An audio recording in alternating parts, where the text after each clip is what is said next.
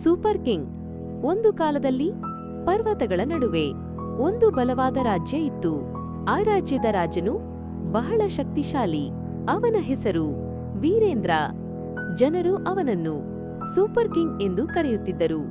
ಯಾಕೆಂದರೆ ಅವನು ಯುದ್ಧದಲ್ಲಿ ಅಜೇಯ. ಆದರೆ ಅವನ ಹೃದಯದಲ್ಲಿ ಒಂದು ಖಾಲಿತನ ಇತ್ತು. ಅವನು ಶಕ್ತಿಯಿಂದ ರಾಜ್ಯ ಗೆದ್ದಿದ್ದ, ಆದರೆ ಜನರ ಪ್ರೀತಿಯನ್ನು ಗೆದ್ದಿರಲಿಲ್ಲ.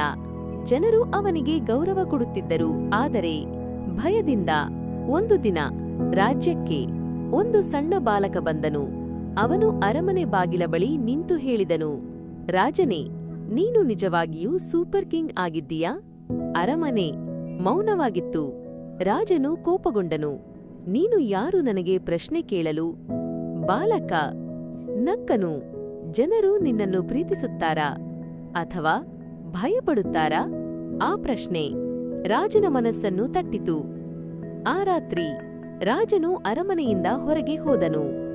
ಅವನು ಸಾಮಾನ್ಯ ವೇಷದಲ್ಲಿ ಜನರ ನಡುವೆ ನಡೆದನು. ಅವನು ಕೇಳಿದನು, ರಾಜನು ಒಳ್ಳೆಯವನು?